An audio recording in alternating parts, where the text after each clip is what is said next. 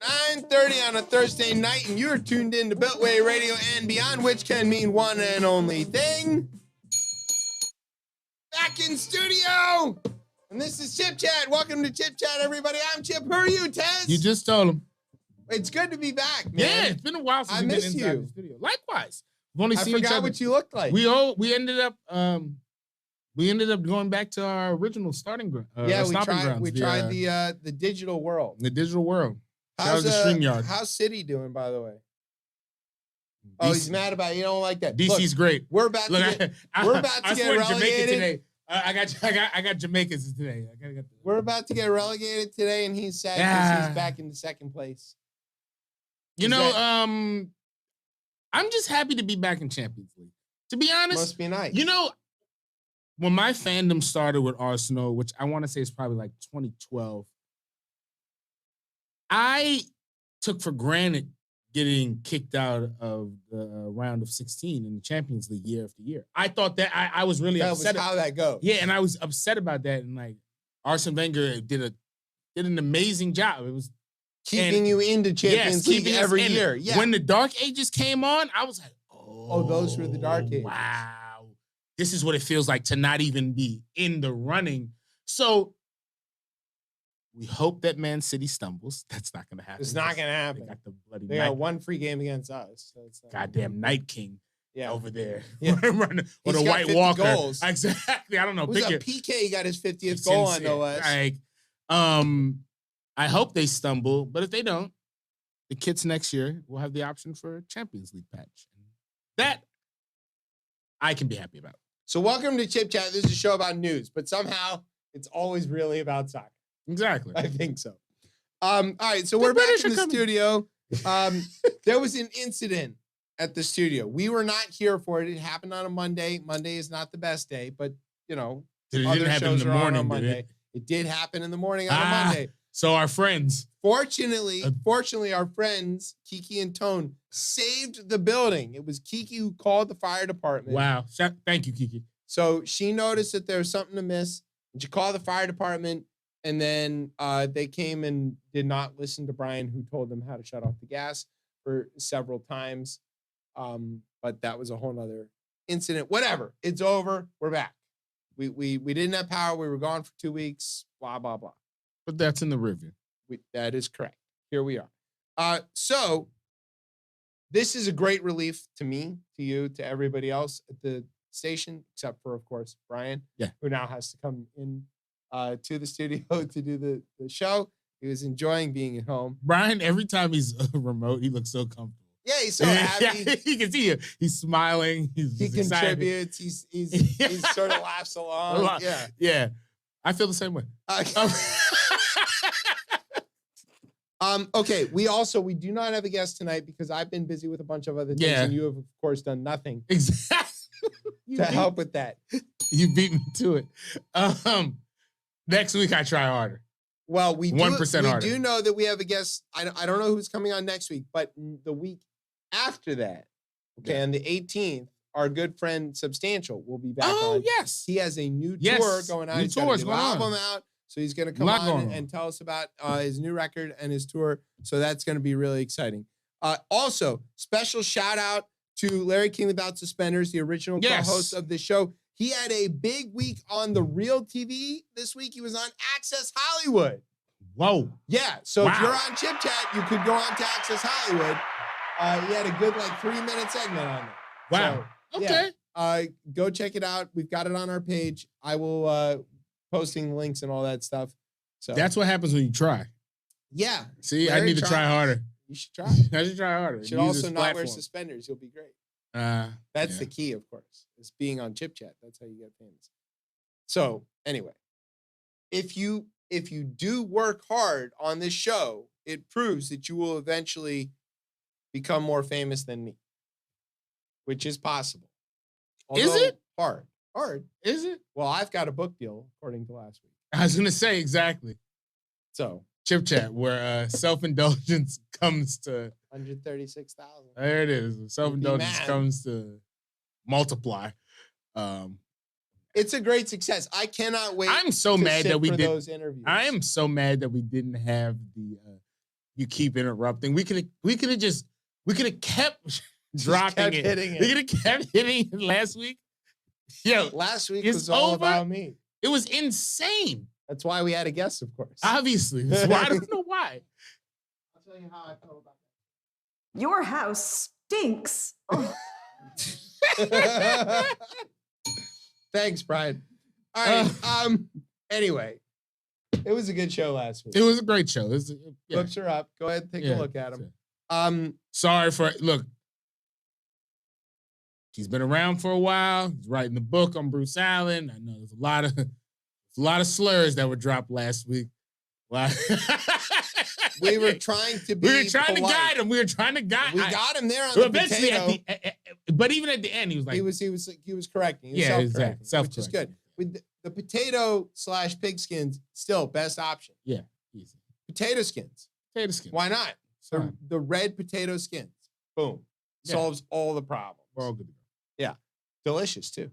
You keep interrupting. Thank you. Okay. So do you have a word? Yeah. Okay. I don't know what. Oh, I've got a great word. All right, let's see what happens. It's not going to work. Probably not. So sit back, grab some squalor. It's debt ceiling time. You're listening to the best show, the only show, Chip Chat on Beltway Radio and beyond. Sweeps.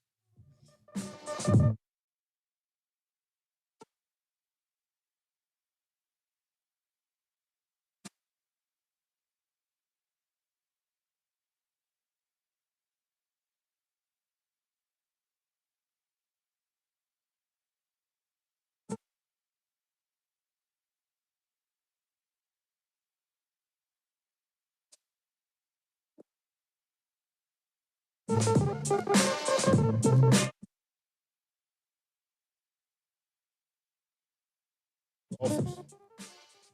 right, welcome back to Chip Chat here on Beltway Radio and beyond. I'm your host, Chip. With me is Tez. What's popping out? Okay, so we have a new segment this week.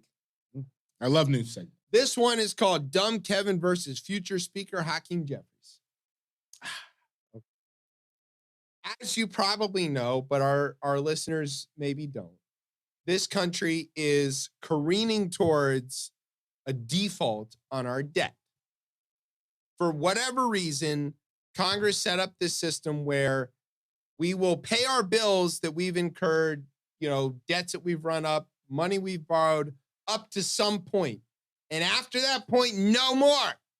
Unless Congress votes to go, all right, we'll go ahead and pay our bills.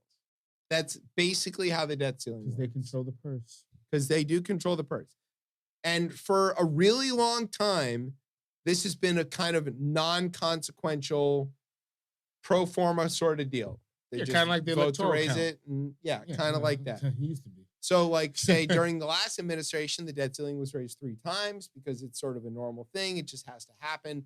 Nobody goes to fight over it. It's just kind of like a deal. However, if there's a Democrat in the White House and there's Republicans in Congress who control at least one house, that debt ceiling is going to become a problem, even if it means threatening the full faith and credit of these. And this is United only States. since Obama, right? This is only since Obama. I can't imagine why. Yeah, right. I was like, I was thinking about this. Did not happen to Bill Jeff. No. This did not happen Carter, to FDR, or Carter, or any. No. It right? did not happen to LBJ or Kennedy. No, it didn't happen to them. As a matter of fact, it was non-controversial basically since the debt ceiling itself was created, which was arbitrarily created. There's no reason for this, and almost no other country on the planet has this thing. They just pay their bills. Or if they can't pay their bills, they issue more debt to pay the bills. Fiat currency. Right, because the Congress can just make up money, basically. They can just borrow money, issue T-bills, and everybody's going to buy them. The chance that people won't buy the T-bills is 0. So the debt's about, maybe we can change what's been precedent for not if the interest rates continue to go up. Everybody wants to buy T-bills. That's how that's going to work. Okay, so what you need to know is that the debt ceiling we're gonna hit the debt ceiling on 1 June. Give or take. Janet Yellen, yes. Yeah. So Jan Yellen says, all right, that's about as much. There she is. money moving as we can manage. And at that point, we're going to have to start prioritizing who we pay and who we don't. And who we pay and who we don't basically means which various Americans who own our own debt are we going to pay or not, including people who are getting Social Security. Sounds awesome. It's not great. All of the rating agencies have said, if you even get close to this, we will downgrade U.S. debt, which happened once before. It already happened before. Also in the same situation where Republicans were like, oh, yeah, we have an opportunity to crash U.S. economy. We're going to take it. Because that's what Republicans do. They hate the United States. That is true. At least by this definition. You're not arguing with me on that? Usually you argue with me on stuff like that. No. You go, that's not fair. No, this one is pretty bad. Okay, all right. This one's pretty bad. So here's what happened.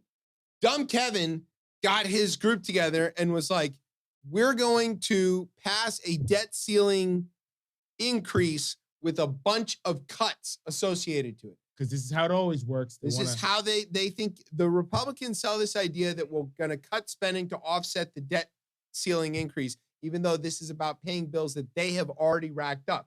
And the biggest hole in the U.S. budget is the Trump tax cuts, which is we're at $31 trillion in debt. I know where we can find $3 trillion of it right now. It's the Trump tax cuts. Also, they do a great job of selling this to the American people who follow them, as in that it's like their bank account. Like it's a kitchen table It's a kitchen table issue. And like, well, we should we rein in. Like, well, I can't spend more money. I'm like, because your broke ass ain't the goddamn. You can't print money. You're not the federal government. Right. Okay. You can't just issue debt. You can't go out on your front porch and go, who wants to buy bonds in TES? It can't do that. Nobody wants to buy a TES bond. No, exactly. You can't do that. But everybody wants to buy a U.S. T-bill. Everyone wants to do that. And by law, Social Security has to buy U.S. T-bills, by the way. So, all right. So they say, all right, here's what we're going to do. We're going to cut veterans benefits. One. We're going to cut farmers benefits, Two. which is otherwise known as food stamps. We're going to cut farmers benefits, otherwise known as ethanol subsidies. We're going to cut all of these social we're going to cut education, the Head Start, all this kind of stuff. We're not going to touch the military. And we're definitely not going to touch that $3 trillion worth of tax expenditure that we authorized back in 2017. Don't they want to remove also too the funding to the IRS? They also want to cut funding to the IRS, which so has angry. reduced the IRS extra funding to the IRS. It was in the infrastructure and the no, I'm sorry, it wasn't in the infrastructure law. It was in the IRA. Yes. Yeah. The mansion bill. Right. The Inflation Reduction Act has cut wait times for people It's on insane. the phone by 90%. Insane. They go, fuck that noise.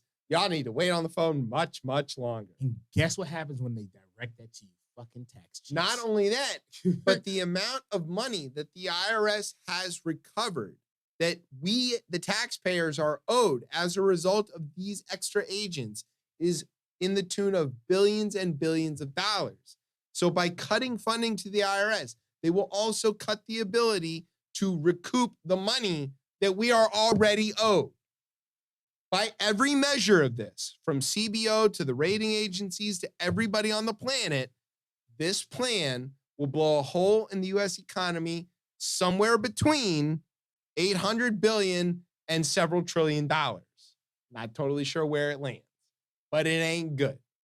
The alternative, of course, is to raise the debt ceiling and continue sailing along where we're growing at a rate, not quite where we want to, but at least close to 2%. So the choices are Republican recession or Democrat not recession. Those are your choices.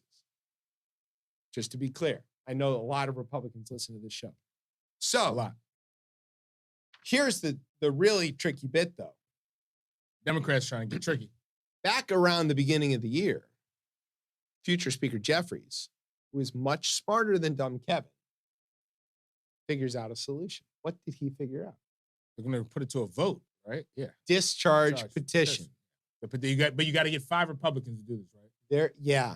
Ugh. Okay, but here's the thing. There's a rule in the House that says that even though the Speaker gets to control everything, if a majority of the House wants to do something, they can do so by discharge petition, which means they put it to a vote, and if the majority says yes, it happens. Now, there's a lot of rules around the discharge petition. The thing that they're going to discharge has to have sat around for a really long time, has to have been reviewed by a lot of committees. It has to have been basically purposely ignored for a good long time. Enter one Congressman Mark DeSaulnier of California, which is also the home state of Dumb Kevin, who introduces a bill beginning of the 118th Congress that says nothing. It says this is a bill to do some stuff.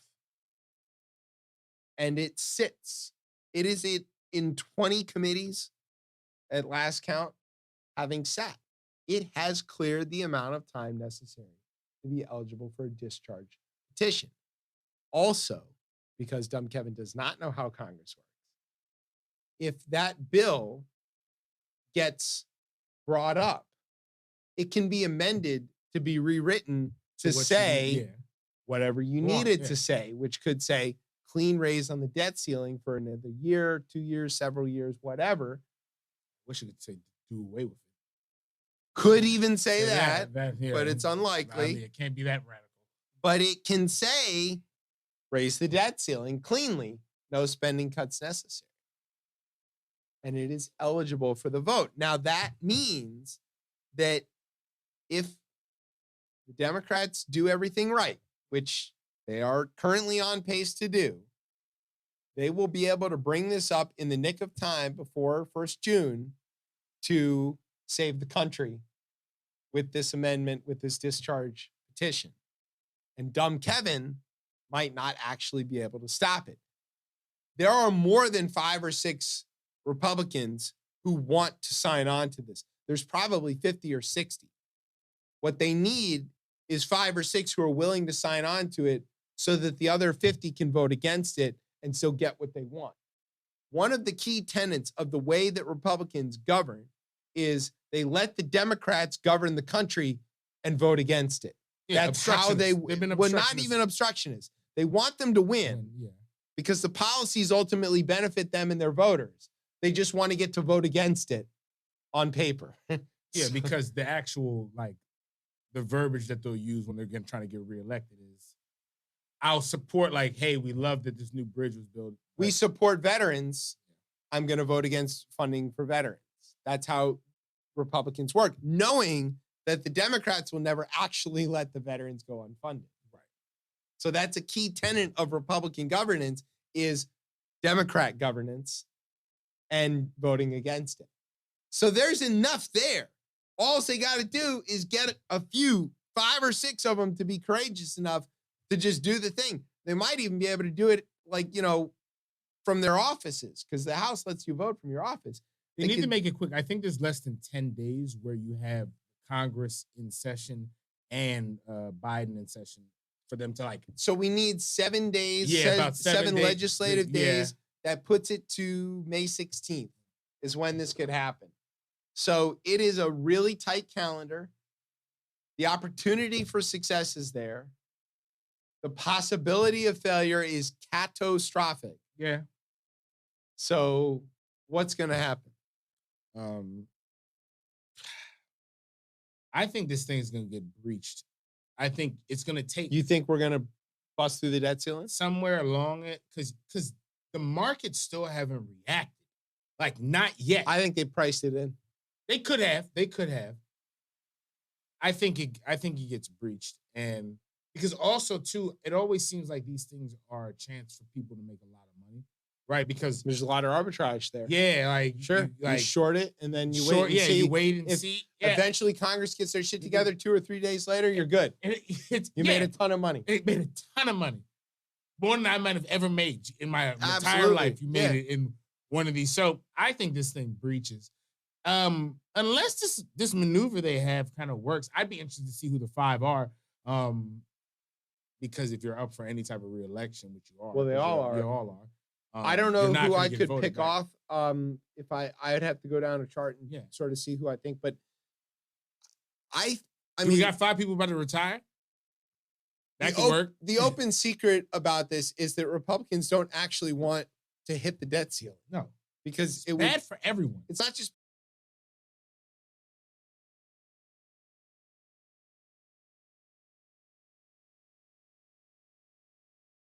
Hey, we were frozen for a little bit, but we're back.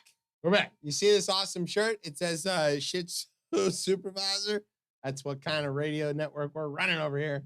Triple S. Yeah, we got a new router. Sorry about that, everybody. All right, so debt ceiling. If we hit cross it, we're gonna hit it. You think we're gonna hit it? I think we're gonna hit it again. People are gonna make a lot of money off of this. I love. You know what's gonna? They're happen? gonna lose a lot of money off of it too. Yes. Though. Yes. All of these guys, because Congress can people's invest. jobs, They can like- run in the stock market. Well, they don't care about that. But Republicans can invest in the stock market. Democrats can too. But they're gonna lose money in this, aren't they? Yeah, but like right now, depending on what you held, you could sell some stuff right now if it's up, and then like hold off on it and buy it on the low, and Can't they short against it? I mean, they could short it exactly. Is there any sort of ethics rule that would stop them from doing Ethics? what? I don't know. What? Yeah, Are sorry. you Ethics? What? What is What is that that? in Congress? What the hell is that in Congress? To be fair, neither side enforces ethics Yeah, in exactly. Congress. Let's not talk about the Supreme Court. We are going to talk Anyway, about that. of We are course very much going to talk about that. But I guess I would love to see future Speaker Jeffries outmaneuver dumb Kevin at using the rules of the House to save the country.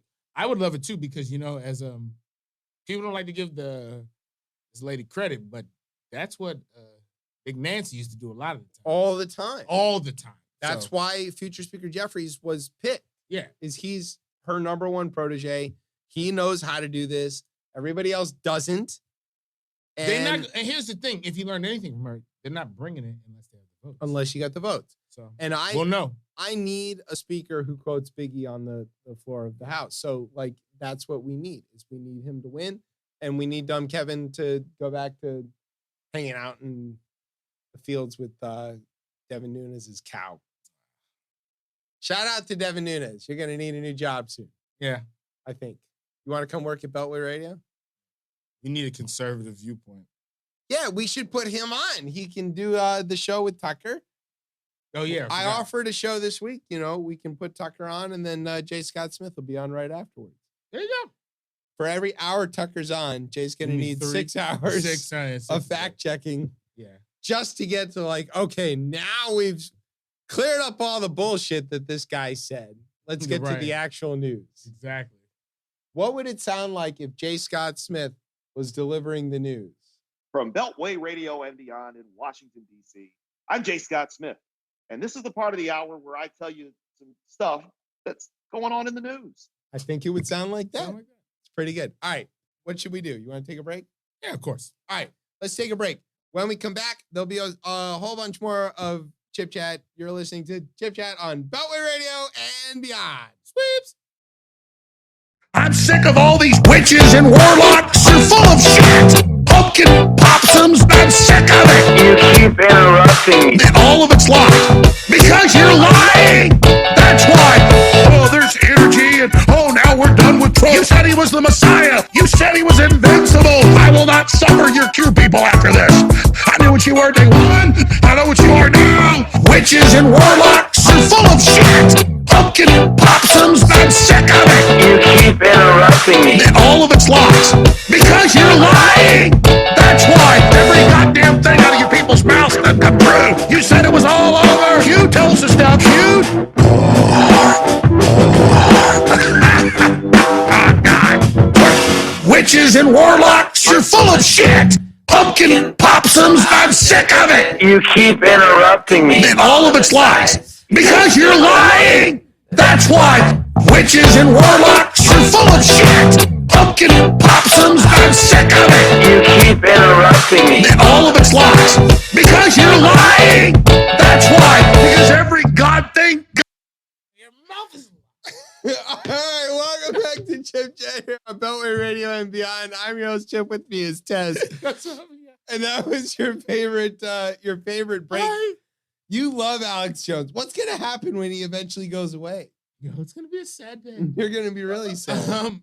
You know what? It's between that and people can get upset with this one, but it's the Trump one when he's going in, and I love Colin Kaepernick, but I find laugh so much when he's on that stage. He's like, when you get one of these son of a bitches that don't want to stand for their flag, he was like, get that son of a bitch off the field right now. He's fired. Yeah. He's fired.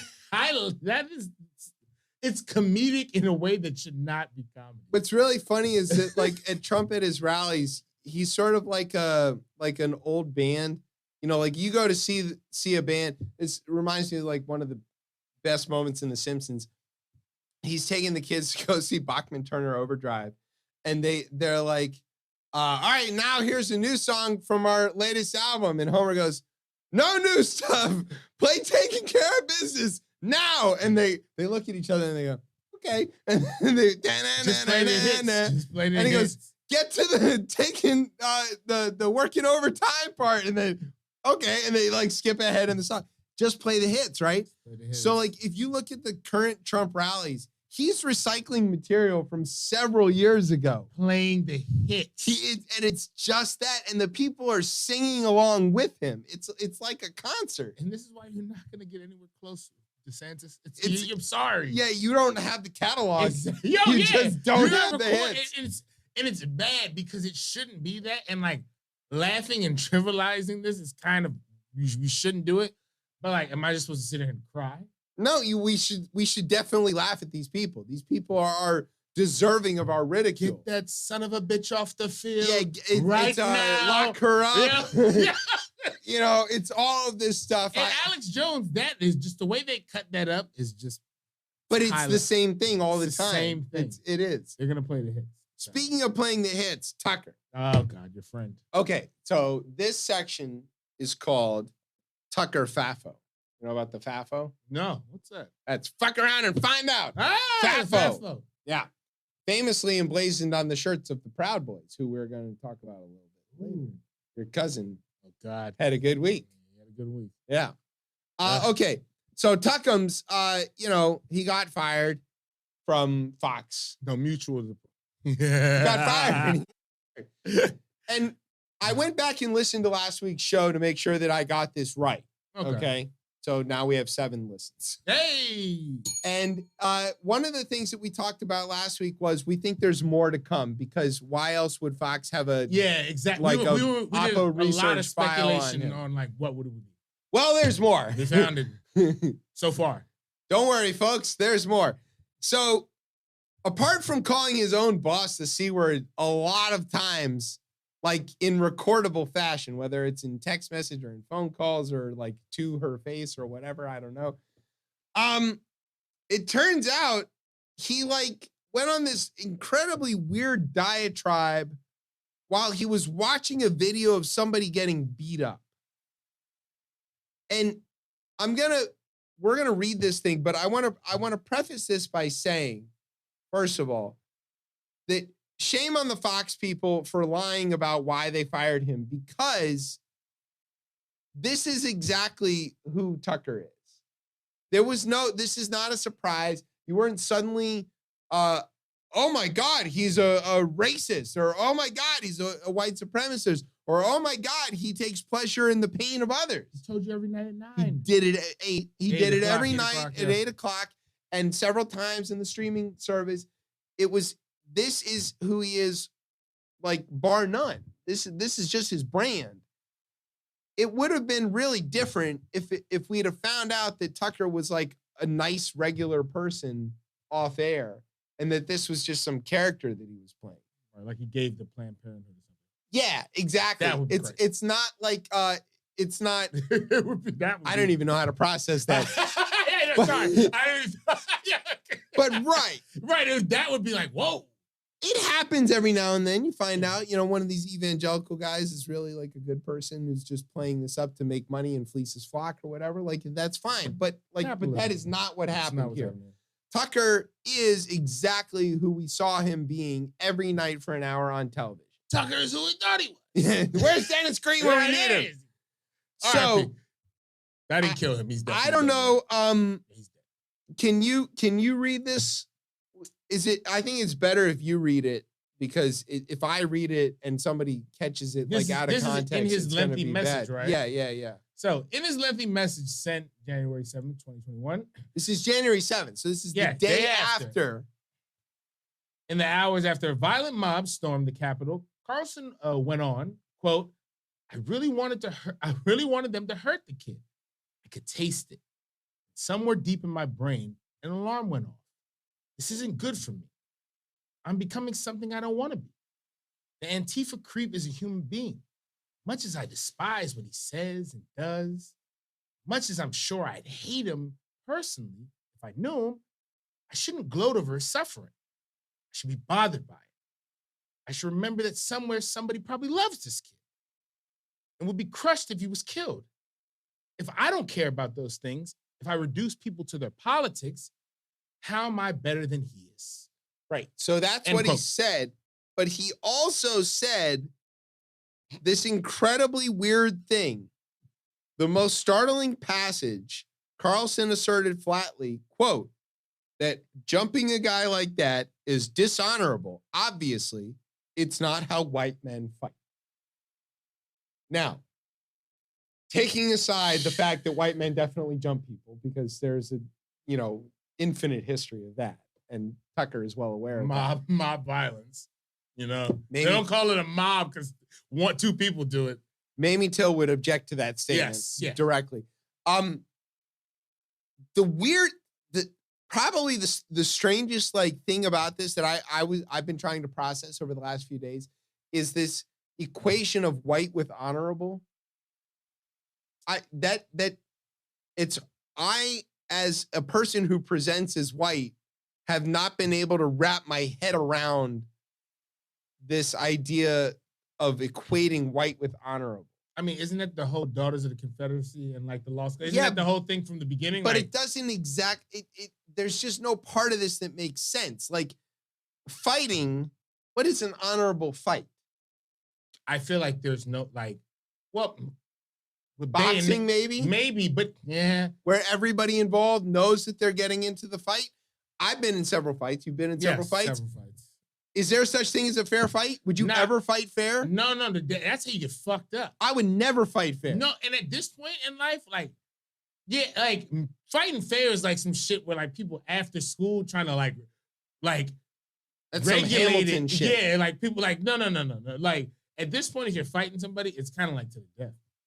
No, I'll be clear. If you swing at me, you better kill me because the second you did, I know that you meant to. And you didn't manage to, so now you're an existential threat to me. I got to put you down. I got to go home. I got to go home and make sure you can't come back. Yeah. So that's the thing. It's what is a fair fight? That doesn't make any sense. What's an honorable fight, Tucker? And why is only white people know how to fight honorably? That doesn't make any goddamn sense either. The rest of the world isn't white, right? The vast majority of the world is not white. It reminds me of... Isn't that uniquely American, though? I feel it's a really uniquely American perspective. Because I do think, the Civil War almost feels like how people look back at that, it's our brothers were fighting each other, and Go look at some actual accounts of that war. The Confederates it was not civil. They didn't fight fair. No, and the matter of fact, the reason... when any black folks was out here fighting on the other side, for God's sakes. And it's not even just about that. Look at the pride the Americans take in how we didn't fight fair in the Revolution. Yeah. We fought asymmetrically. Yeah. We knew the terrain. We knew guerrilla. We did all these things. We laud the guerrilla warfare.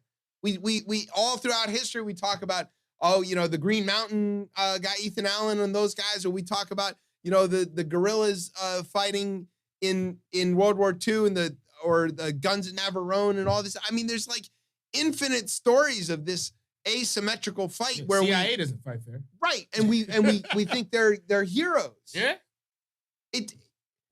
There's this great scene in Butch Cassidy. It's one of my favorite movies where Butch gets challenged as the leader of the gang. Okay, and the guy who's challenging him, his name is Harvey, and he says, "Guns or knives, Butch?" And he goes, I don't want to shoot with you, Harvey. And he pulls out a knife and he goes, all right. And Butch goes, all right, well, if we're going to have a fight, let's get the rules straight. And Harvey goes, rules? In a knife fight? And then Butch kicks him in the balls. And poof, he goes, all right, well, if there's not going to be any rules, somebody count 1, 2, 3, go. And Sundance goes, 1, 2, 3, go. And he poof, knocks Harvey out.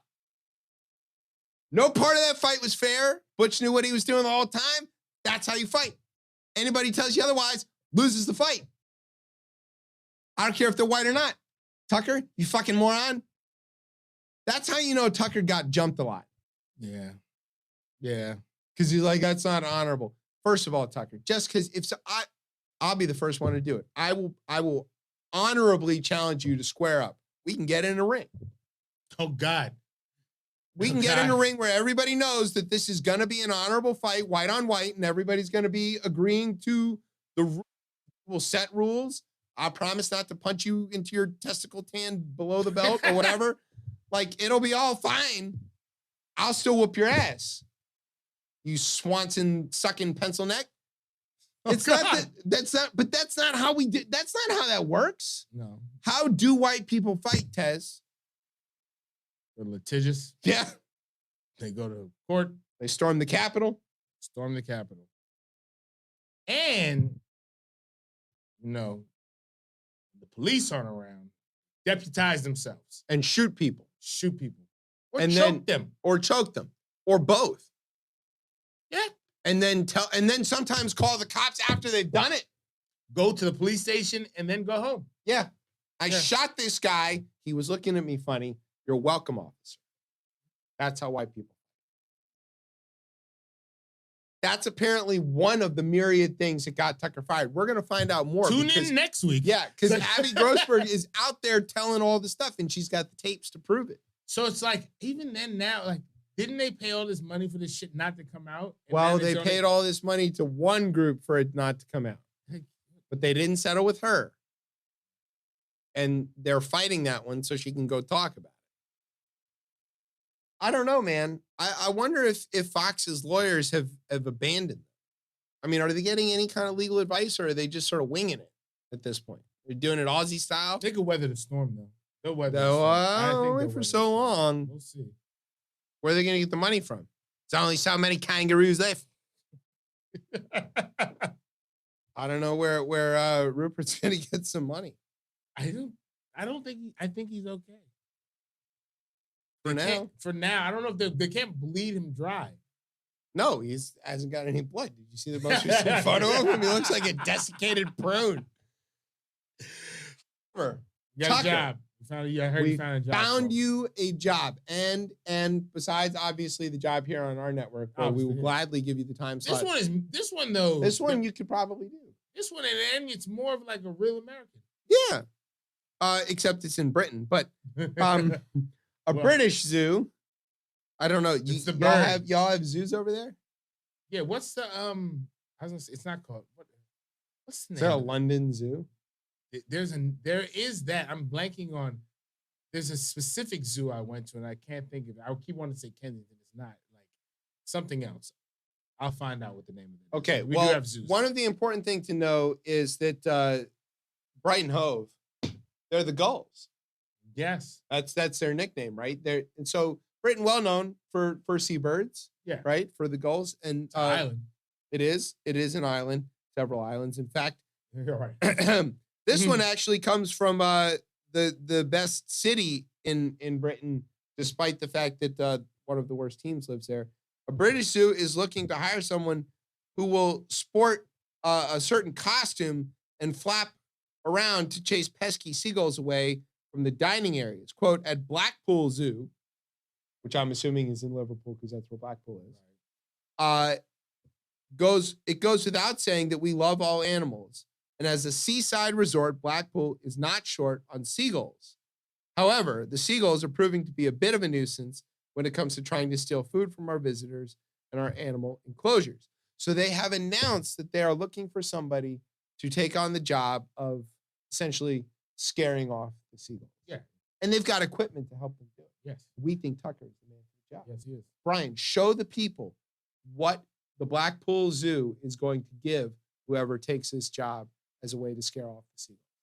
What's more American than an eagle? It is a bald eagle inflatable That's what I said. outfit, which will theoretically scare off the gulls.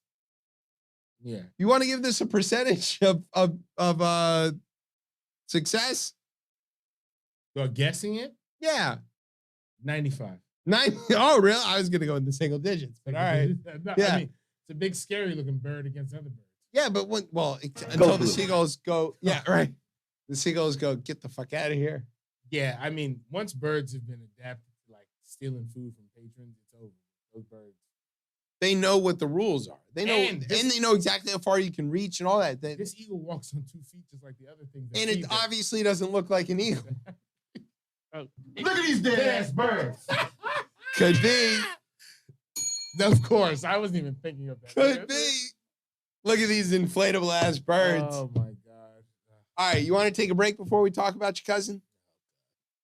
I think we should take a break. Well, let's talk about it. All right, we're going to take a quick break. And when we come back, Tez is going to explain about his cousin. You're listening to Chip Chat on Beltway Radio and beyond. Henry! I never thought that it would come to this.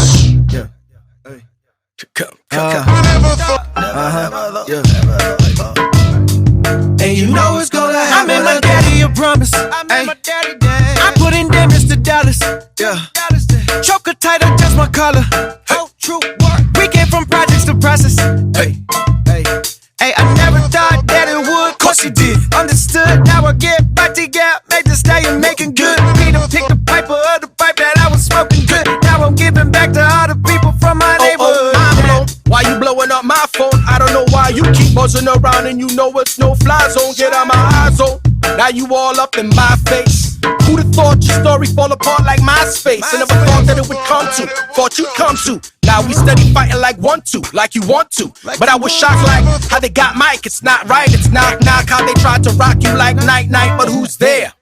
We just sophisticated apes, so who cares about who runs away with whose heart and whose hair is not theirs and whose face is Botox and what toxin is toxic when we all gonna wind up in the same little boxes.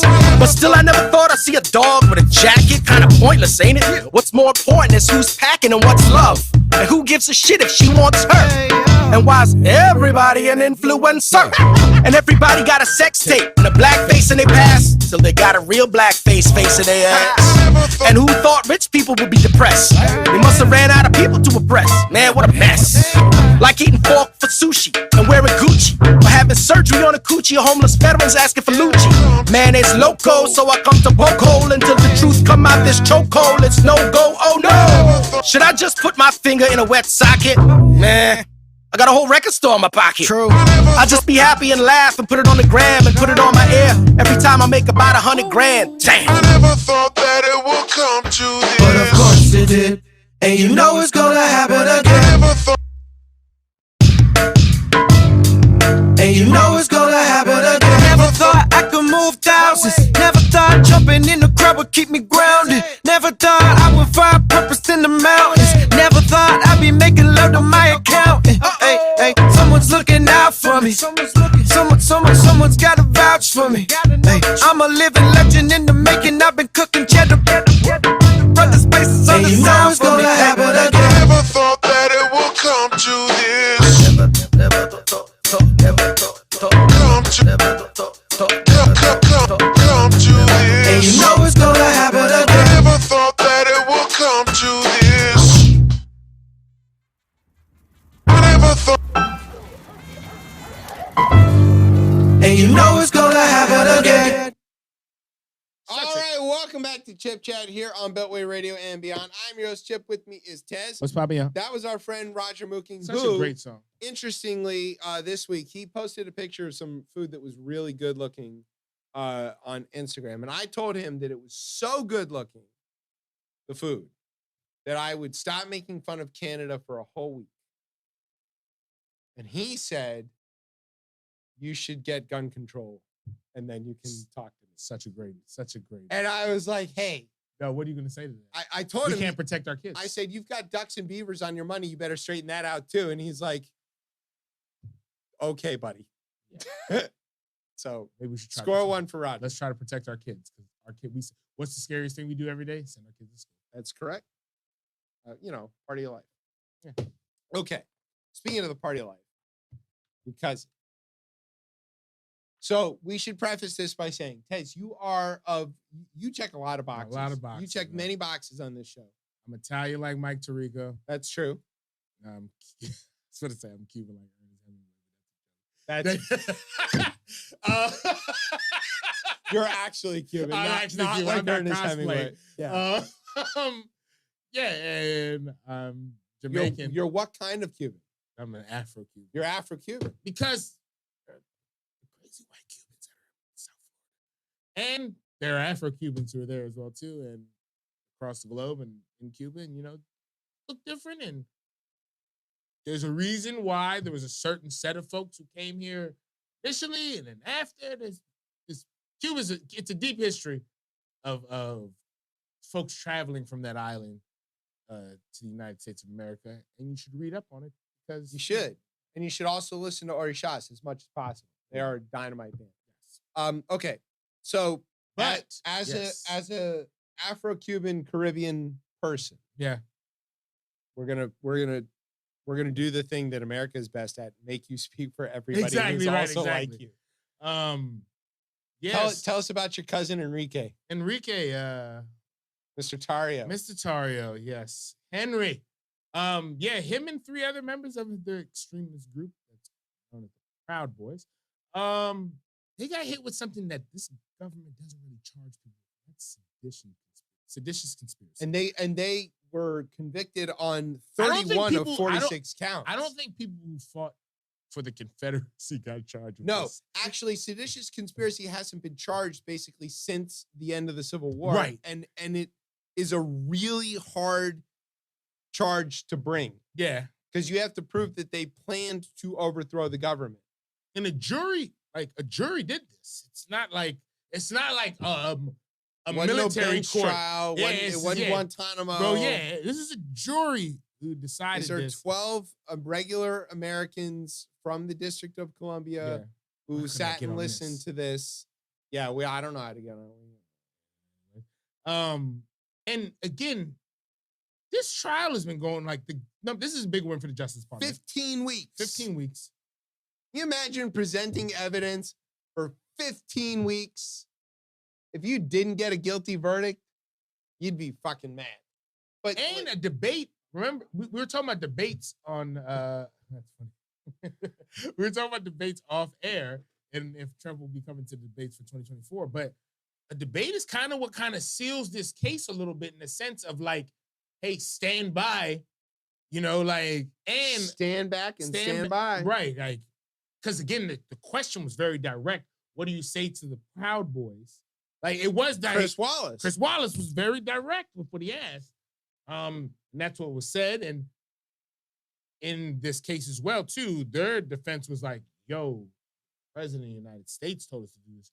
Call his ass up and bring him in. So that's actually one of the things that happened in this case is that the Proud Boys offered as a defense that they were simply following orders, which is never a good defense. I don't know if you've ever read about Nuremberg, but like we were simply following orders. Our president told us to do it.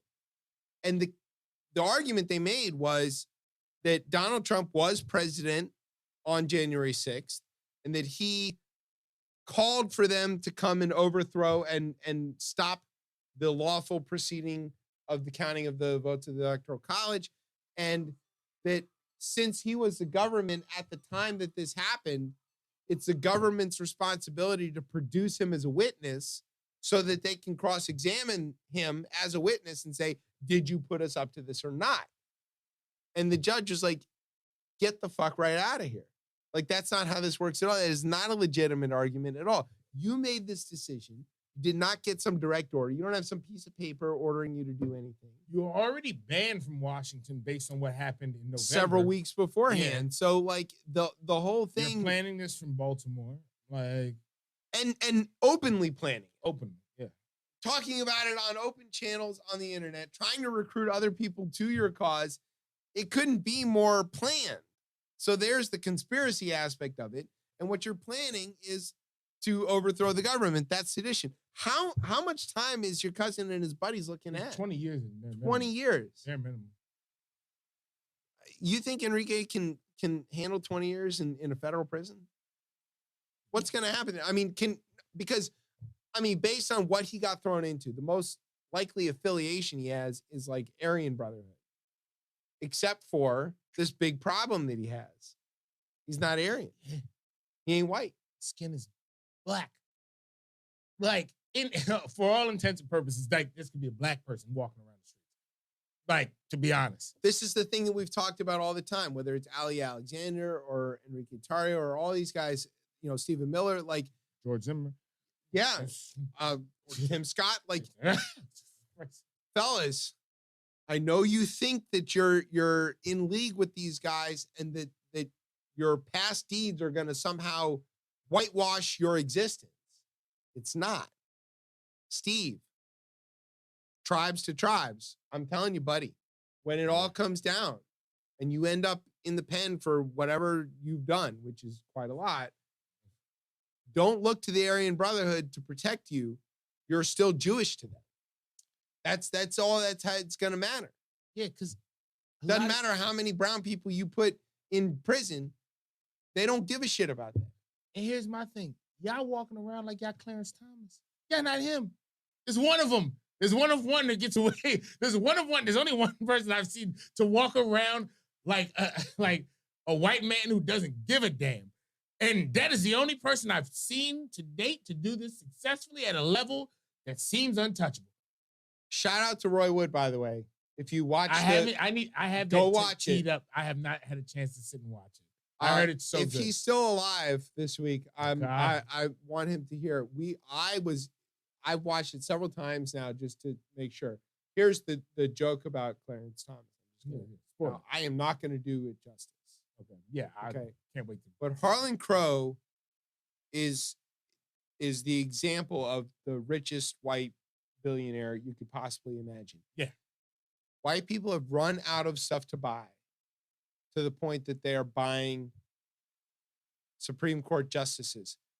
And there are only 2 black ones in the entire world, and he owns 50% of the stock. That's really good. And he says, "That's so here's good." the actual joke. 'Cause I wrote it down. We can all see Clarence Thomas, but he belongs to Harlan Crow. And I saw this joke. is what's called an NFT. I watched it happen, and I was like, I don't think I have seen. Give him the Daily Show. Just give it to him. Well, and shout out to poor Dulce Sloan, who got the desk just in time for the writer's strike, which we are going to talk about. Also, I think Desi Lydic has done a phenomenal job. Yes. Klepper's done a good job, too. Yeah. I think all the correspondents have done a very good job. Not all of them did the correspondence. Yeah, Roy, I did not expect a buying black people joke. Right, I know it makes you front of all of government at that good. very moment, but That's the courage, yeah, and the cleverness in the way he delivered it, I was like, that's 3/5 of the way there. Yeah. I was, yeah. I literally paused the TV and just spent 5 or 6 minutes rolling around on the floor trying to decide if I wanted to get back up or not. I couldn't handle that. I fell apart.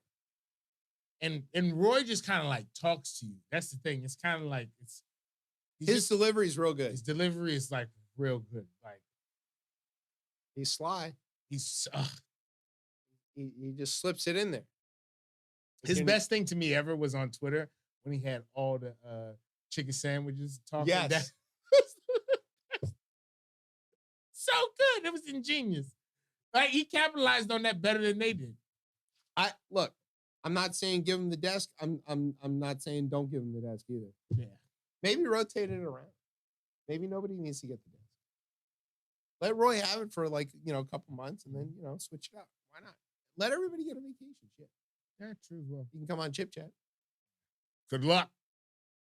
We did make Roy Wood famous. He was on this show 7 or 8 years ago. And, now look at him. Of course. Correspondence Center. Not making that up. Okay. This is a story that I included in part because I wanted to see if Tez knows who any of these people mentioned in this story are. Give me the names.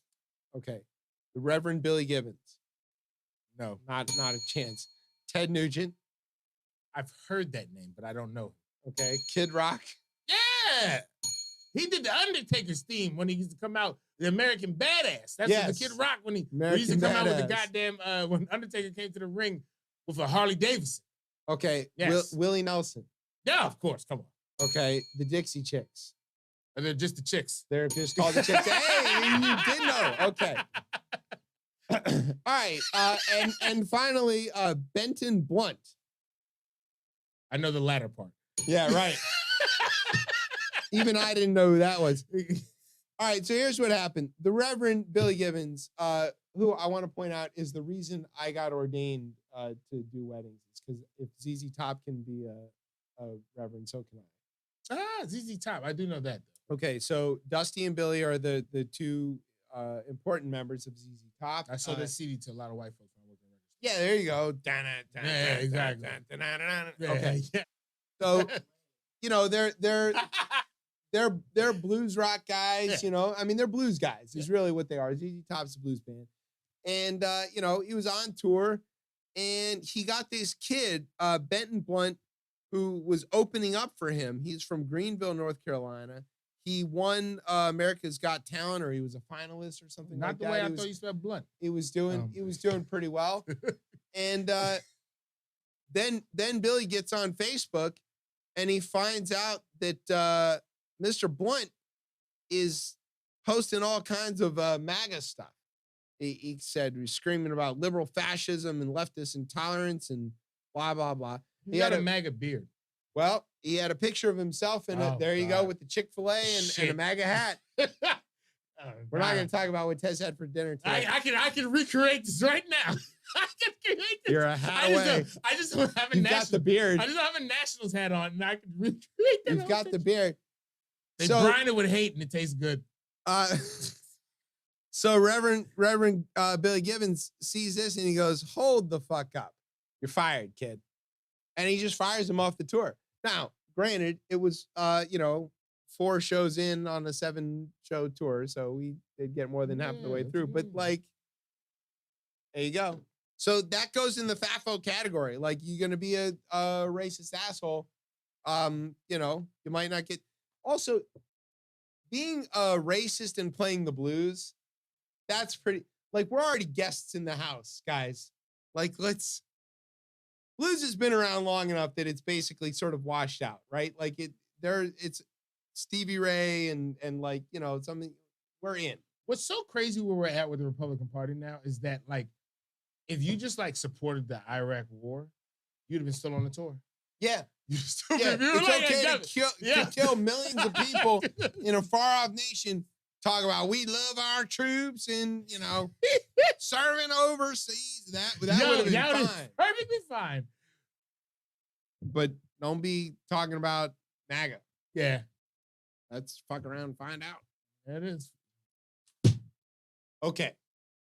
Proletariats. We are striking too. Unite! Now, to be fair, Tess has been on a writer's strike for a long time. Yeah, I haven't written anything. He hasn't written anything for this show for a long time. No, I kind of wrote something tonight. You did. Kind of. Well, so there it is. It kind of doesn't work. The picket line. I've crossed the picket line. Look at you, scab. I am a scab. All right, so what's going on here? Look here. Entertainment has changed. You're gonna get ChatGPT to write this show now? Good luck. Right. Entertainment has changed, and the entertainment industry, along with streaming, it's made things a little choppy. If you didn't know, the writers, the union, it's one of the few things in this country that still has unions.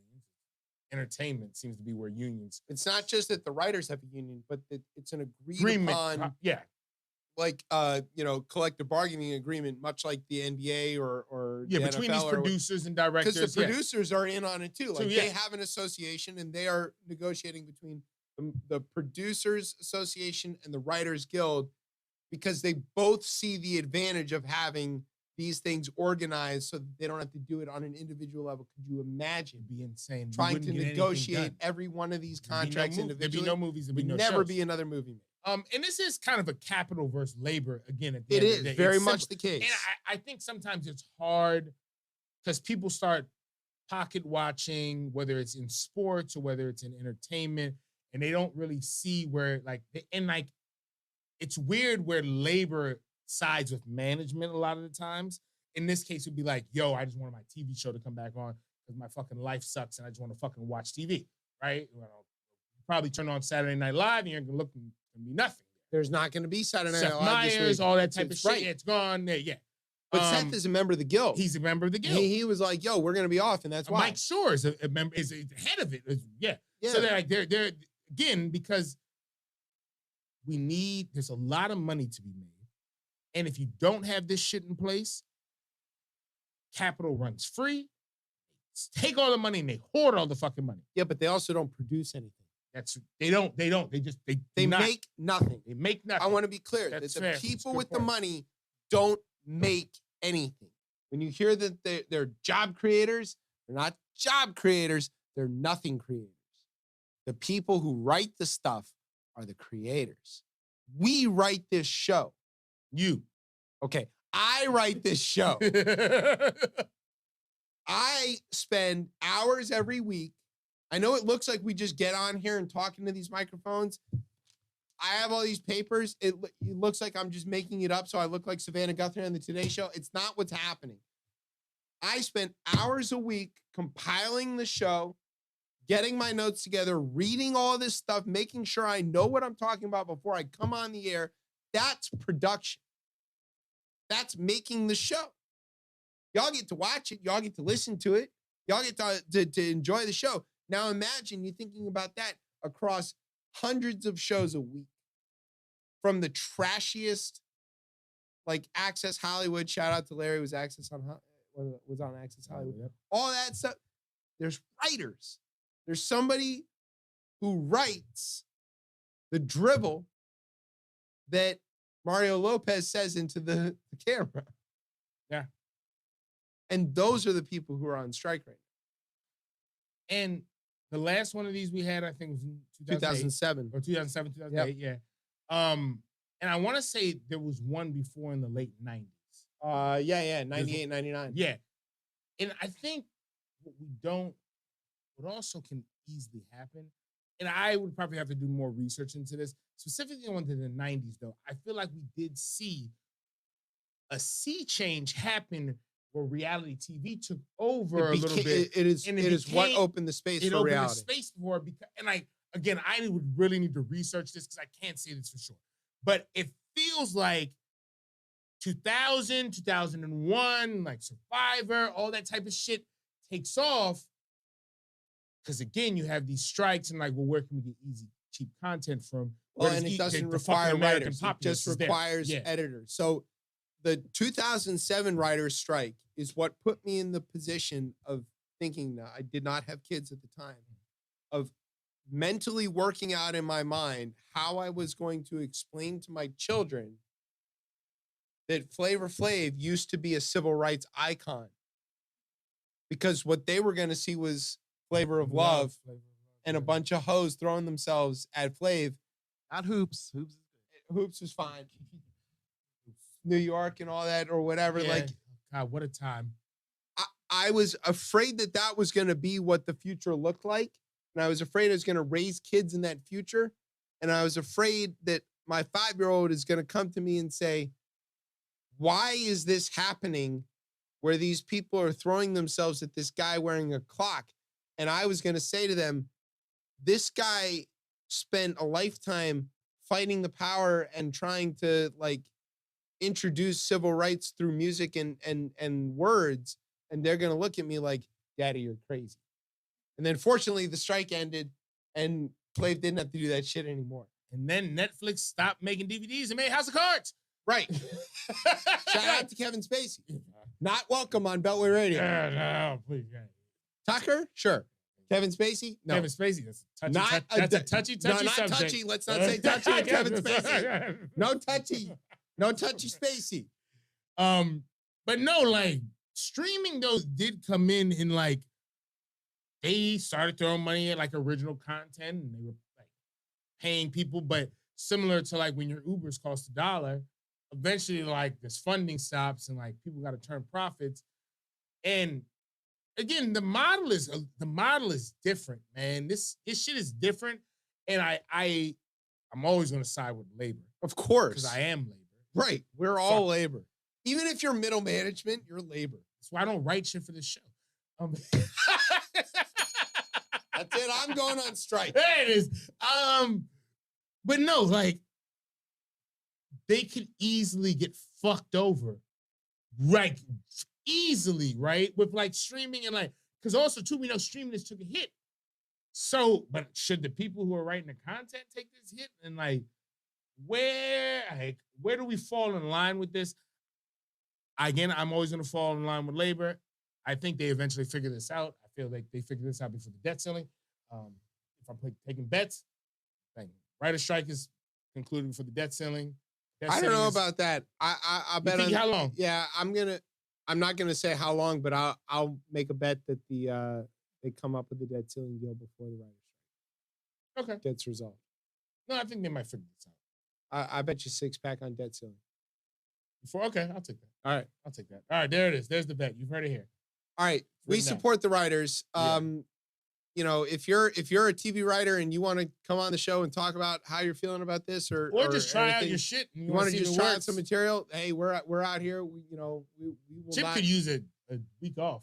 You could write the show. Yeah. Well, here we go. We're opening it up. We're opening it up to all. Hey, easy now. Oh, look! You got a little protective of that one. He said, no. We want to give labor a chance, but I'm not willing to let go of control of the whole operation. There's the whole power structure. Speaking of somebody who needs control, Elon. Okay. I don't know what category to put him. Let's call him incel white supremacist South African apartheid asshole. I like it. I like it. Okay. I think we made it abundantly clear on this show that there are certain lines that thou shalt not cross. Yeah. And one of them is fucking with NPR. I'm going to let you fuck with a lot of things, but I'm not going to let you fuck with public radio. That's too important. That's a big problem for me. That's like storm your building problem. Like, we are not going to let you go after public radio because line in the sand. That is a very serious red line that thou shalt not cross. Elon has crossed it several times in several different ways. First, he called NPR state media. NPR was like, hey, idiot. That's not how that works. We wish. We wish we were state media, Lord. 1% of NPR's funding comes from the government. The rest comes from viewers like you or listeners like you or whatever, you know, the week-long fucking begging for money. Yeah.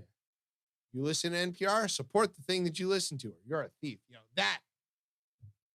Also, Brian, get ready to clip this. We want to explicitly offer a show on this network for free to Esther Chamakili and Jen White together. We're going to call it Tote Bag After Dark. Yeah. The best 5 or 6 minutes of my day on public radio is when the two of them in the morning get to chat in the morning or sing. Now we know that Jen White can sing. Yes. It's the best 5 minutes of radio ever. I want to explicitly offer that option to both of you to just come on, and you can cuss on this show. You can say whatever you want on this show. We don't have any rules. We want you on the air doing whatever it is that you do that is so magical for more than 5 minutes at a time. The only rule is don't ask for money. We don't have any money. I'll give you several of my old tote bags, but I just like, please do this show. It's so entertaining. Yes. It's like worth listening to all of the ads for such and such foundation or whatever just to get to those 5 minutes. Okay, I agree. Done with that. You got the cut? Okay, good. There we go. Elon, don't fuck with NPR. So then he called NPR state media. NPR was like, all right, you're going to call state media. We're getting off Twitter. We're just not going to post anymore, but we still have the handle at NPR. Right. He didn't like that. unsolicited, hey, y'all gonna use your Twitter handle or not? Because if you don't, I'm gonna reassign it. Oh, he's the comms department now. Himself personally. You talked about that last week too. Gives You said Tucker had good comms. Tucker does. Elon It does could not. use some of that. Well, I But if hear you Tucker email, needs a I job. heard if you email, you get a poop emoji. That's exactly what you got.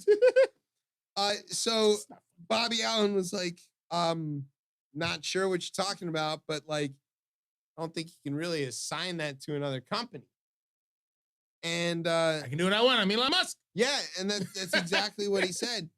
Now, according to the actual terms of service, you only lose your Twitter handle if you stop logging in. Oh, piss posh. And checking. Yeah. Who cares about that?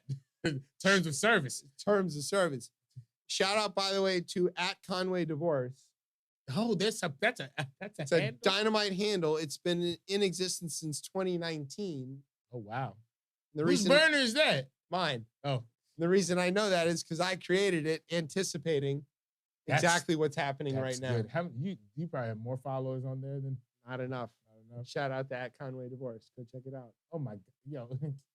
It's a picture of a left hand with no ring on it. What do you say on this? All I do is retweet Claudia. That's all you do? It's pretty much it. Oh my god, do I want to take over this burner? Because I can just have I'll give you the access. I'll say less. I'll say less. I That's just all want I'll say. credit for being a visionary. Yeah, that's really good. Several times. That's like buying up a friggin' domain name beforehand. Yeah. Not saying I didn't do that either. Okay, so they checked out the terms of service and they're like, no, we haven't violated that. So Musk has like threatened a bunch of times to do this. Now they do have this policy of recycling handles that go dormant, but like they're not dormant because they're still logging in. And as is often the case with Elon, it's not clear if he's really going to follow through on anything he says or not because he just does random shit. One former Twitter executive was taken aback by the remark, telling NPR that such a threat should be alarming to any business operating on the site since it indicates that acquiescing to Musk's every whim may be necessary in order to avoid being impersonated. So imagine like KFC, to pick another 3-letter thing, Elon just yanks it and gives it to, I don't know, Chick-fil-A. And they just start slandering KFC. You know, Wendy's Twitter is so amazing. It's so funny and brilliant. Can you imagine Elon just yanks that shit and gives it to anybody? We, as collective people, let this site die. We might be at that point. Also, reinstate @Chef Chip. Yeah, how are you not back on this? I'm still banned. Yo, some folks who I know got banned are back on my timeline. Spewing foolishness, terrible business ideas, and how's yours not back? You gotta. I have appealed it every opportunity. You know, there's a cycle. How often I can appeal this thing, and I have done it on every opportunity, and it just doesn't happen. It's because of all the right wing shit you post on there. Right. Okay, but here's the real critical thing. For most of its 17-year history, Twitter has had rules that maintained a certain level of order and offered both individuals and organizations some control over their presence on the platform. Here is the actual quote from this story, and this is from NPR, which is still a legitimate news organization, the last I checked, Twitter handle notwithstanding. Quote, Musk, whose statements to reporters are regularly laced with jokes, insults, or attempts at trolling, responded sarcastically when asked who would potentially take over NPR's account. Quote, National Pumpkin Radio, Musk wrote, adding a fire emoji and a laughing emoji to describe the content of the fictional gourd-themed broadcaster. Quote, NPR isn't tagged as government-funded anymore, so what's the beef? He wrote back. Yeah, he went back. In an email sent at 2:19 a.m. Eastern time after this story that we are quoting here was originally published, Musk wrote a message without any text in the body, but with the subject line, "You suck." what he wrote to NPR. I think we quit the platform. Yeah, I mean, and Musk is one of these wild people. Like, he's able to invest in things and usually has like a smart person at the helm, like at SpaceX. This was just him running his mouth and getting mad that somebody told him no. And then he's like, fuck it, I'm going to buy it and kill it. And Jack told us this was the person who needed to buy it. But I mean, again, remember when Jack was at South by and he was like, look, I've got this thing called Twitter, and everybody's like, that's stupid. Yeah. But he's coming back with Blue Sky, though. Oh, good. We're going to do this again. Sure. We'll do it again, though. It'll be fine. It'll be on a small. I'm waiting to get my invite to Blue Sky. Right-wing posing as progressives is always a great game. Oh, sure. Be specific. Libertarian. I couldn't even try to say that. I was saying, we're not right-wing. We're libertarian. God damn it. Like the Brothers of Coke. Yes. All right, you want to take a break? Sure. All right, we're going to take a quick break. We'll come back with a test talk. You're listening to Chip Chat on Beltway Radio and beyond.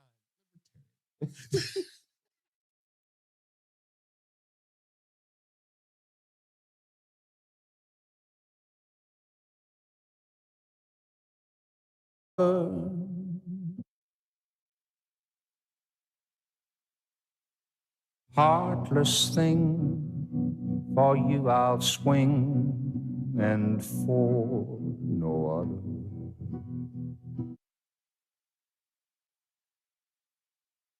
Faithless lover,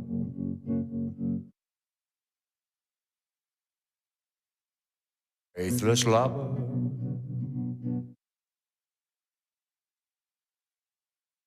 faithless lover. Under your spell I fell, now I discover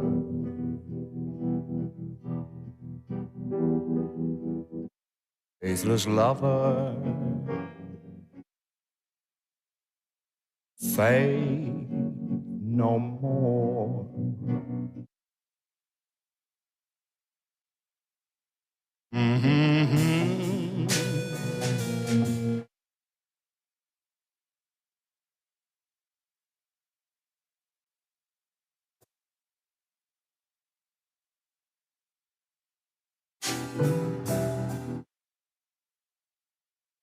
Faithless lover,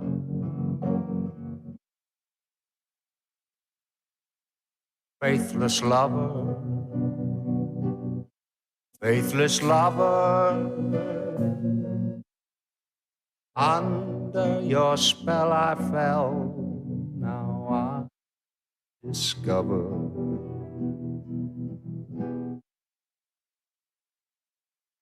faithless lover. Faith no more. Faithless lover.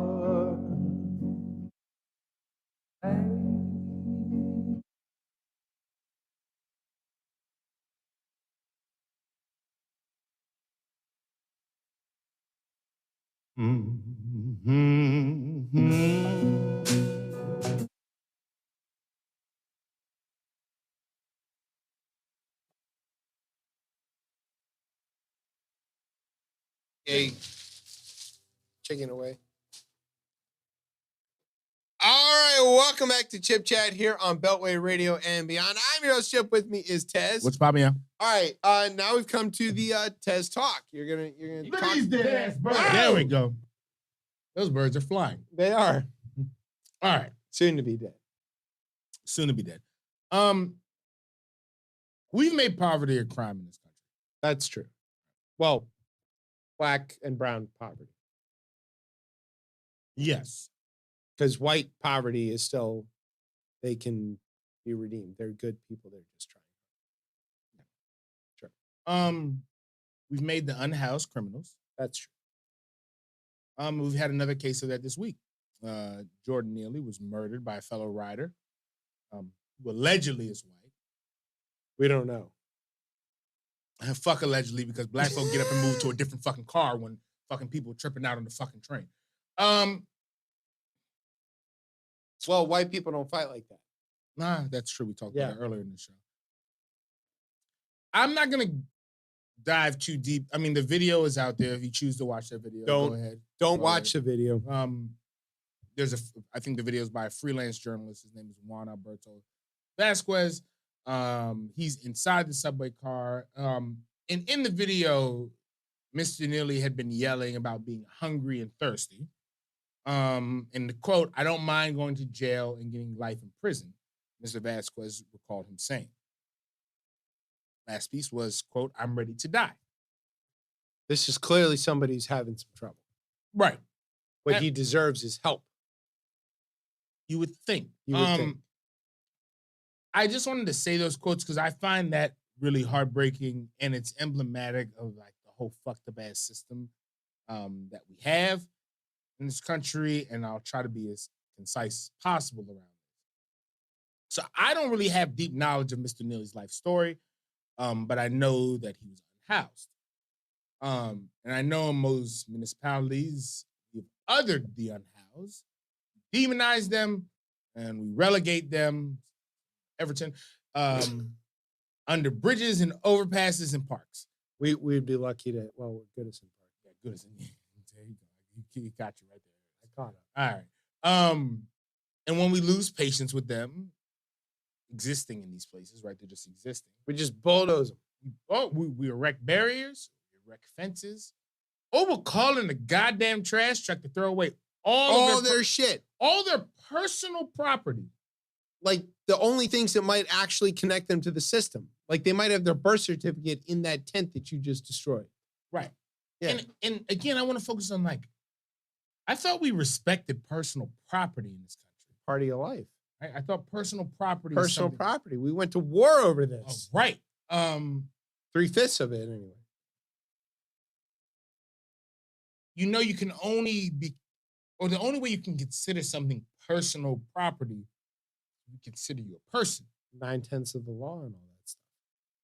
But we don't. Nope. And when we're really fed up, we create laws, make it a crime to be poor. You didn't show up. Yeah, right, exactly. And then how come you didn't show up? Well, I don't have wrong. an address. You mailed the thing to some fucking place that I've never been before. And blah, blah, blah. Yeah. And then now, since it's a crime, we lock you up. Oh, yeah. And charge you for being locked up. And charge you for being locked up and make you work for a wage. Sell your labor while you're locked up and charge you for the privilege of being locked up. And that's if you're lucky. Because we don't value the poor as people. No. We treat the unhoused as pariahs.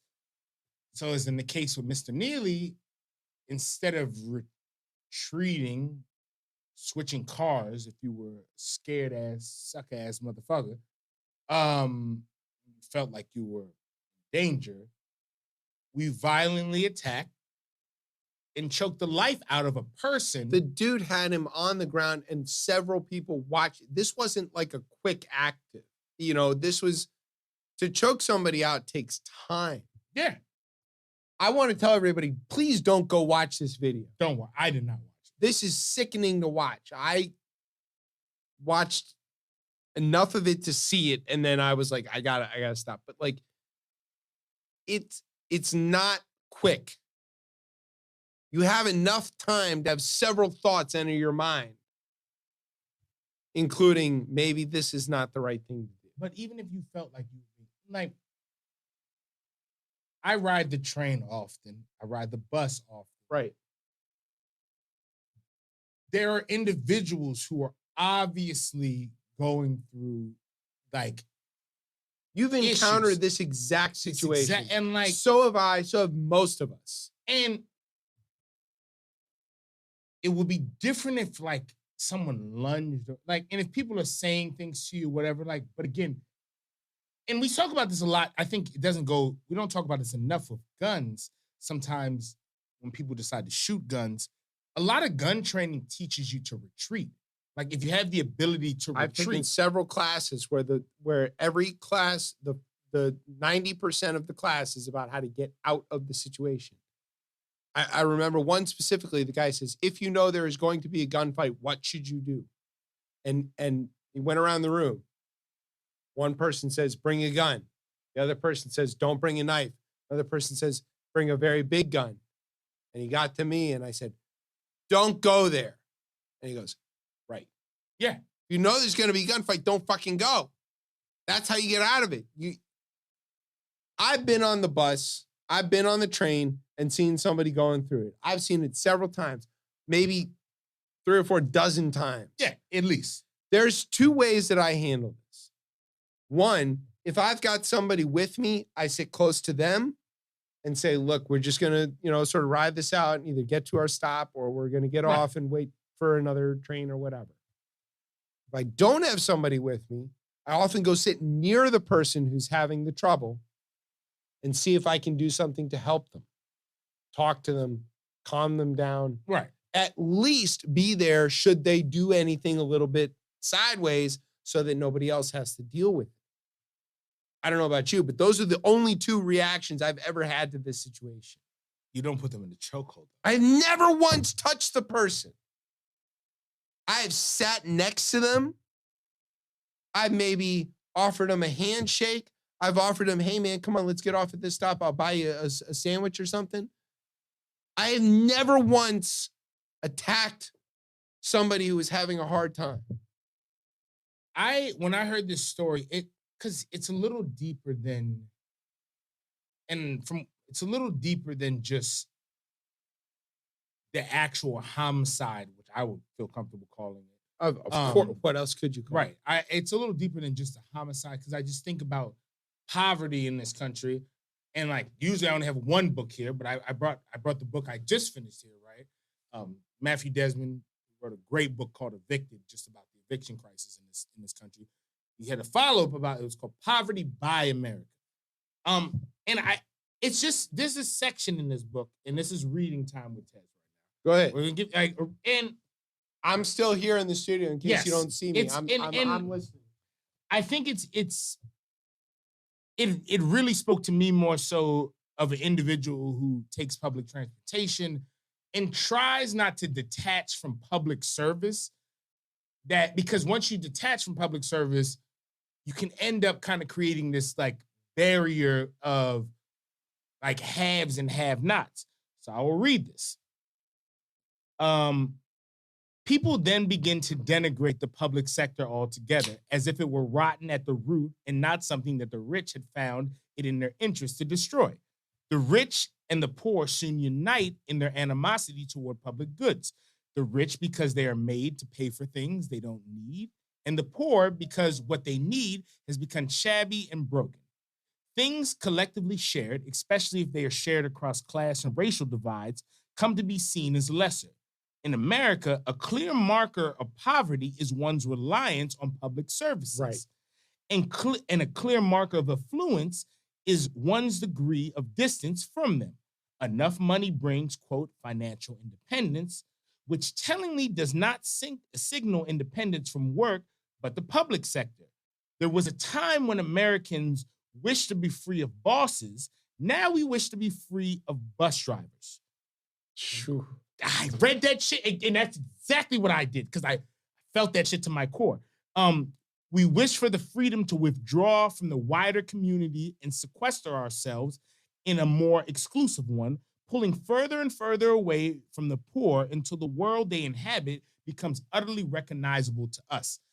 I find that it hit me really hard when people always like, why? Like a lot of my friends were like, yo, because you don't need to take the bus. Like you could easily go buy a car. But I didn't. Sometimes you read things, you don't know how to put them into words for yourself. I read that paragraph. Thank God somebody smarter than us wrote that book. Thank God, because I'm just like, yeah, that's it. That's what I feel. That's 100% right. That is exactly where I feel, how I feel, and it's where we've gotten to, and what Matthew Desmond is explaining in this is that we support in this country public squalor and private opulence. But you know that same thing where people equate affluence with not having to deal with a bus driver. They don't do the same thing with fire departments. Yeah, that's a great point. You know, so we don't go find a private we don't have fireman. a private fire department to watch over our house. We don't. Like what is that?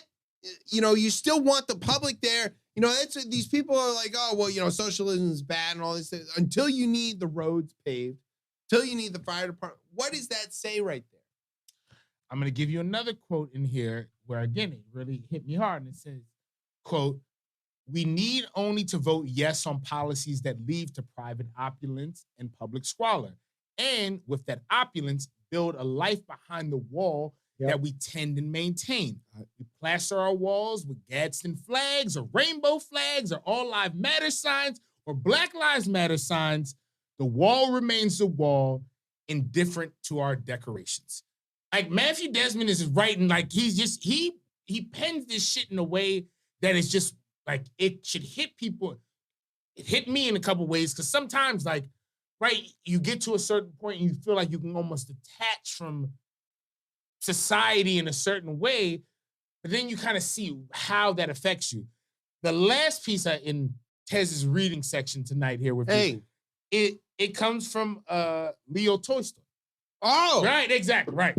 I know that guy. You know that guy, right? And this is like that's when I used to read. He publishes War and Peace, and he moved to Moscow from like the countryside of Russia. The shtetl, right? You can say shtetl. It's okay. Exactly. I'm here. Okay, you can say shtetl. He's one of my people. And he noticed in Moscow was like there was so much poverty, and he knew that there was poverty, but like in like the countryside, but town poverty kind of like it's different poverty. City poverty does not look the same as country poverty. Right. And like he was shocked, like he walked the streets and like he saw like the hunger and the hopelessness. And then what he said, he wanted to look for answers. So he went to like prostitution house, like houses of prostitution. He went, talked to police officers. He even adopted a young boy who ran away.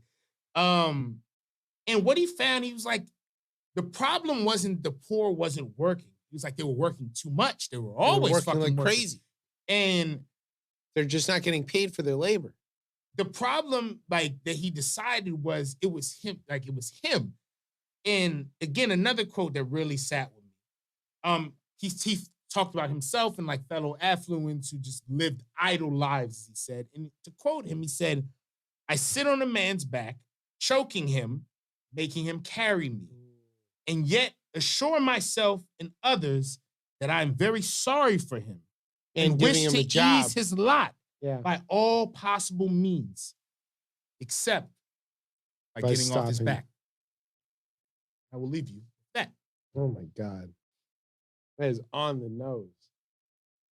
Yeah. So I don't know. Like that story, as I started looking into it and like reading this book at the same time, like it just was like a lot, like, and we can address poverty. Like it's.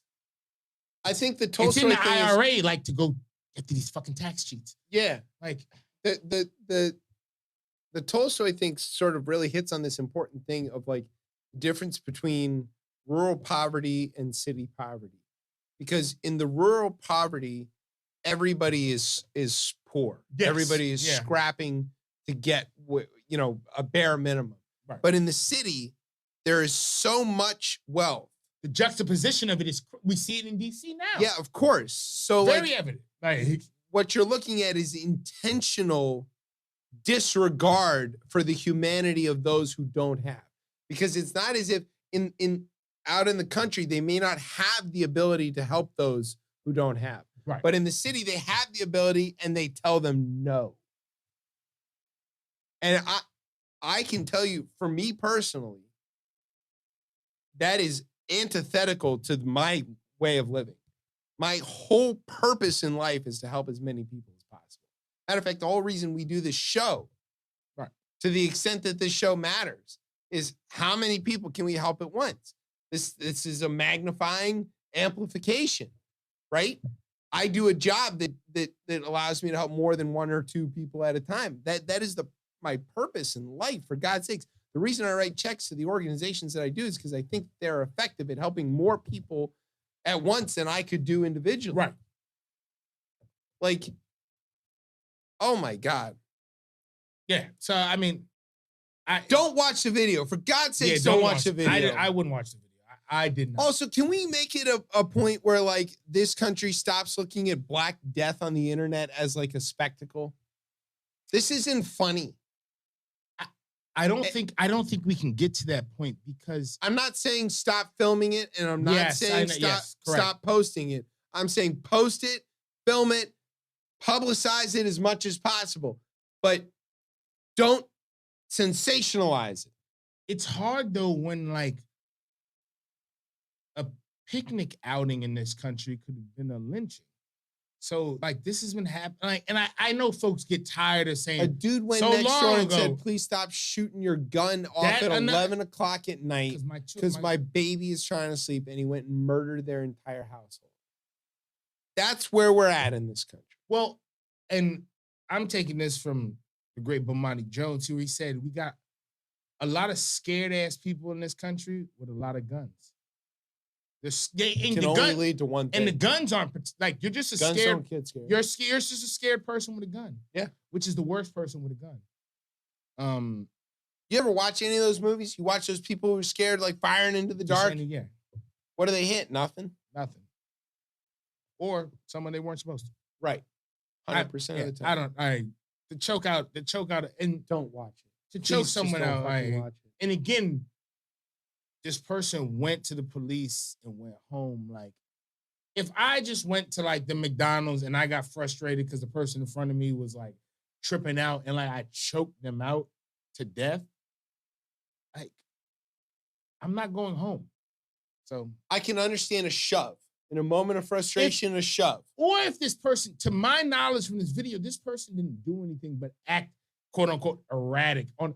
Like, this is such a bullshit. Like, you want to talk about people acting erratic on the like that? That white dude deputized himself to take this guy out for the greater good, so to speak, as he would have thought of it in his mind. At 24, you did that too. I want to shout out our friends at Real Talk. This guy comes from the top of the mountains. This guy's the height of the Caucasians. Oh, they didn't report it. I did not. This is? Well, as a white guy, he choked him out. On Real Talk, they talk about the caucasity of things. They talk about the tippy top of the mountains of the Caucasus. Shout out to Tony Kiki. They got this right. I mean, there is no other way to talk about this. And this is to deputize yourself to take the life of somebody because you thought he was acting erratically. And this person seems to be a staple in the New York community. Like he was like a Michael Jackson impersonator. People like enjoyed. I just think, again, the root of this though is poverty. Like, it's not just poverty. It's poverty multiplied times blackness. Yeah. That's because true. If he was a white guy, this wouldn't have happened. You're right. That same white person who choked him to death would have taken him to social services and got him help. Seen him as a person. 100%. Seen him as a person. I mean, that's the thing. Again, we just like this country is founded on the idea that people who look like you are 3/5 of a person. That's the problem. Yeah. You're not a full person. Yeah. In the eyes of this country and the people who live here, people who don't look like me are 3/5 of a person at best. Yeah. That is a really sort of like vomit-inducing idea to conceive of. And if that's in the founding, like it is in the founding of the country. It's in the fabric of it. So, and again, right, and then we can expand this out though to like trans folk. Like you can to anybody who you want. Like you can to like can assign this less than human tag to anybody. When you start othering folks.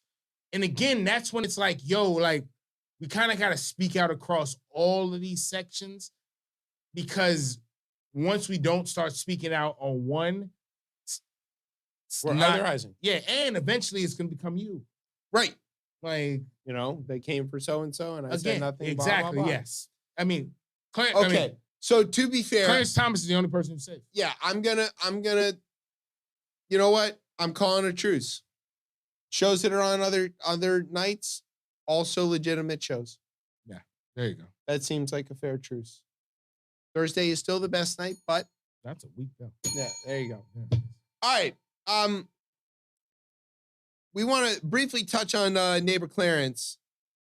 Not that we want to touch neighbor Clarence. I didn't want to touch, I don't know where those Coke cans have been.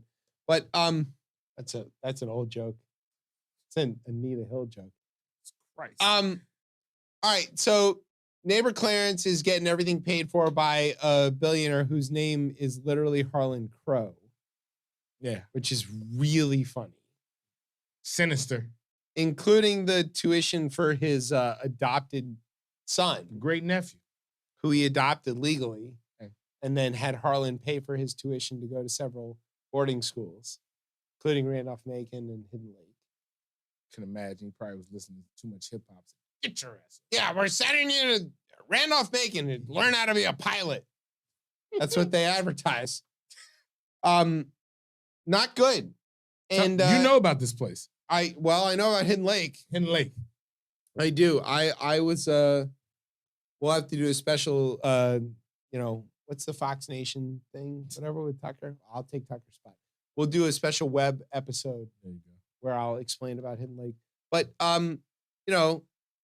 neighbor Clarence is on the take. I think that's obvious, apart from being, anti-woman and anti-black and anti-everything else. So, some senators are like, look, Supreme Court, you better regulate yourself or we're going to do it for you. And there's a legitimate argument about separation of powers here. Yeah. Angus King from Maine has got it right. He's like, look, we don't want to do this. Y'all need to do it yourselves. Except he's from Maine, so he doesn't say y'all.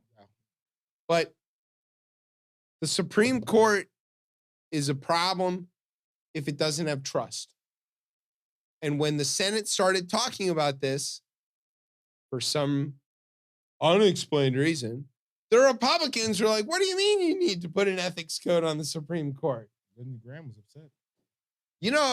I don't remember a story about Elena Kagan or Sonia Sotomayor getting their stuff paid for by a billionaire. As a matter of fact, what I do know about is various examples of Republican-appointed judges in all of the other circuit and district courts saying, you know what, I'm not even going to accept lunch or a soda from a lawyer friend that I know on the off chance that it looks a little iffy. And here comes neighbor Clarence. Oh my God. Not Whose just him. mom's house is paid for by a billionaire who puts business in front of the court. Neil Gorsuch Yeah. is selling property to lawyers who have business in front of the court. The only one who I think is probably clean on this it's weird, but I think there's two of them. Yeah. Is Beer Can Brett and Sam Alito. I think the two of them don't want anything to do with impropriety because they want to crush the rights of various people legitimately. Roberts too. Yeah. But he wants the court to be as clean. He wants the squeaky clean court. Yet he goes. He's failed at that abjectly. Yet when they asked him to come, he basically come to the. He wrote a letter saying "fuck off," basically, and was like and made the other 8 sign it. Yeah, and was like, the last time someone came to the court to testify, it was something trivial, and obviously this would be trivial. Like it's insane. You know what he should do? He should talk to Louis Brandeis, who's dead, but he should talk to Louis Brandeis about this because that was one of the big deals. Yeah. Brandeis was like, "Look, we cannot ever look like we're not above board." And now you've got two. We only got 2 branches of government right now, right? I'm not even sure. Bad. It's not good. It is dysfunctional. Okay. We want to end on something important, though, which is the AIs. Okay, so you're our tech expert. You know all about this Godfather stuff. AI came out. He's on Marketplace. He's been everywhere. He quit Google and he just sound the alarm. AI is potentially very dangerous. We've all seen Terminator and the Will Smith movies and Spielberg and all this blah, blah, blah, blah, blah. However, it's not quite dangerous yet. It's still in the very, very funny phase. And I put this in the script because I have, I don't know how to describe this, but I have always had a reaction to like bad translations or, English or any of these kind of things that is uncontrollable laughter. And I really wanted to watch and see what would happen to you when you saw me watch these videos. Perfect. Okay. Okay. So what we're going to show you are 2 videos. If you're watching now, if you're listening, you just get to listen to these videos, but you're going to get the same general idea. Are we going to play the pizza or the beer one first? All right, we're going to play you the pizza one first. Now, this is what happened when some folks fed to the AI the idea of a pizza commercial into the AI, and it produced a video, and this is what it produced. All right, so we're gonna watch this. Go ahead, Brian. Pizza with heart and special touch. Cheese, pepperoni, vegetable, and more secret things. Need delivery? Pizzas come fast. Knock knock, who's there? Pizza magic. Eat pepperoni hug spot pizza. Your tummy say thank you. Your mouth say, Pepperoni hug spot. It's like family, but with more cheese. Are you ready for the best?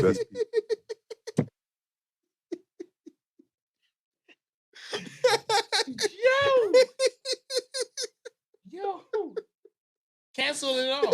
Just cancel it all. Like right there. Obviously, like you can't be trusted. I don't know why these things cause this kind of reaction. I don't laugh like this in anything else. Yo. It's like me with Alex Jones. Yes. All right. Why was the voice like that? No. Who came fast?